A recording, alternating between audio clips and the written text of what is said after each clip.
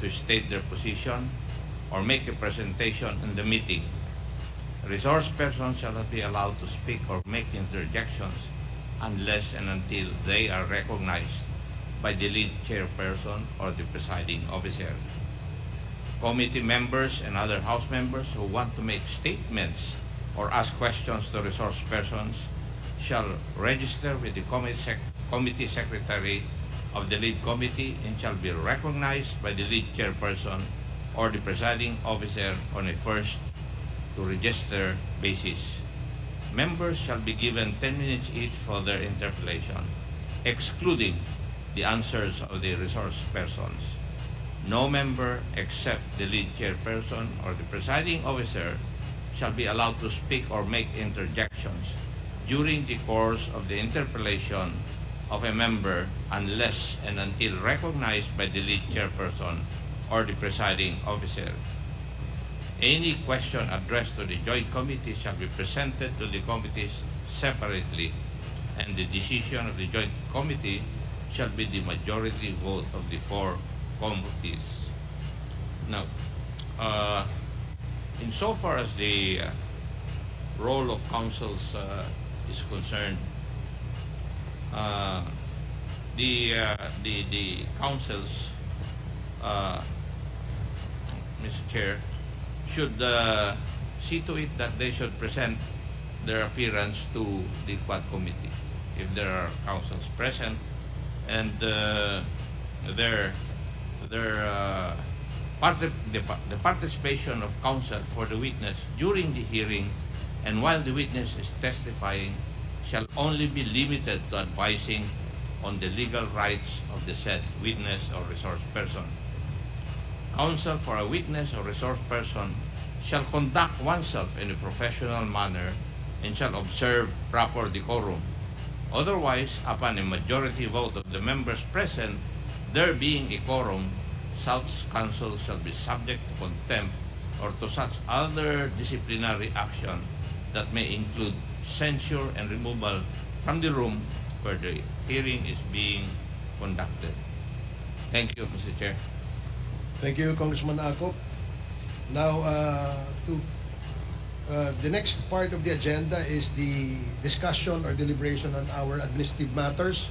Do we have administrative matters that we will dispose of, Chairman Paduano? Thank you, Mr. Chairman. We have at least important two admin matters to be discussed. The first is the letter coming from the Mercado and Associates Law Office, representing as counsel of Police Colonel Hector Grijaldo, and was signed by Attorney J. Mercado, Managing Partner. Mr. Chairman, with regards to the COCOS order regarding 07 November 2024 joint committee hearing. With this, Mr. Chairman, I move that we defer discussion on this letter to expedite discussion today's hearing, Mr. Chairman. Did I get it right?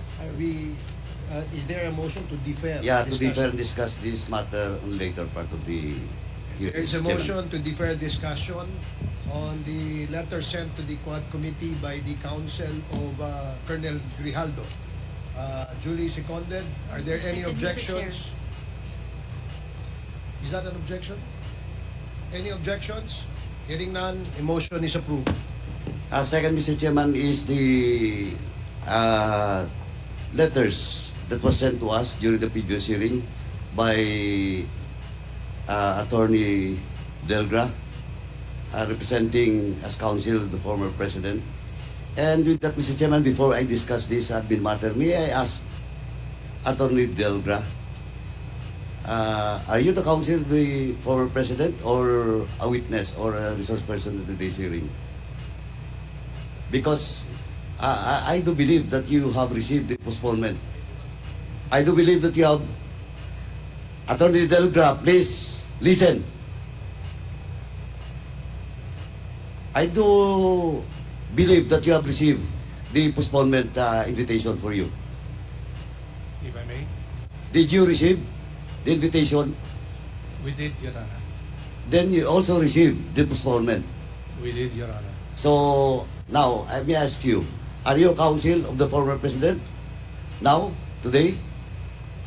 I come here both as counsel of the former president as well as resource person, because I received a letter of invitation to appear before this committee to So explain both, the circumstances of the two letters that we sent to this committee. I suppose that was the premise of the Quads Committee's invitation to me to appear. That is correct. If I may, Your Honor, we have invited Attorney Delgra as our resource person because during the last hearing, there was a motion from Congressman Adyong to invite him, Congressman Flores and Congressman Adyong to invite Attorney Delgra to discuss the contents of the letter he sent in behalf of the former president. And that is the reason why we sent an invite to Attorney Delgra, Your Honor. And at the same time, he is likewise appearing today as the counsel to the former president. He is also a resource person. Mr. Chairman, I think the reason why we invited Attorney Delgra was to enter his appearance as a counsel, and we never invited him as a resource person. We will ask Attorney Delgra to Can enter we his can we check appearance. the letter that we have? Your Honors, if I may, we will ask the lawyers and the invited resource persons to appearing in behalf of the former president today as his counsel to enter their appearance before the Quad Committee.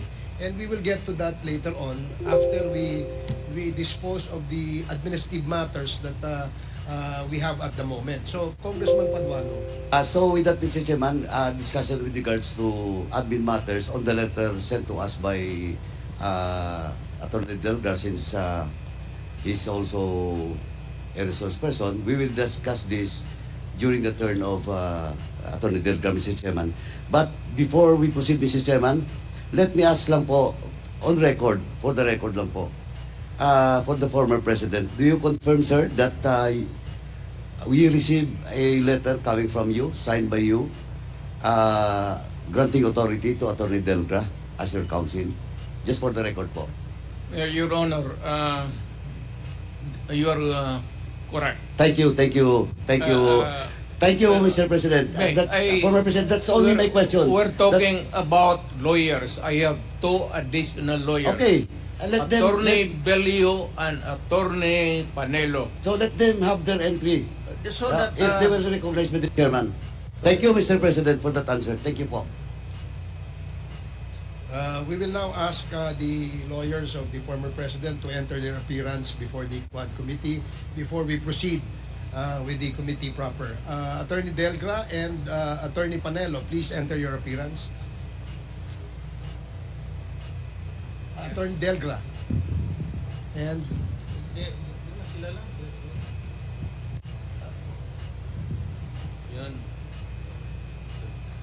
Your Honors, entering my appearance as counsel for former President Rodrigo Roa Duterte, Your Honor. okay, thank you.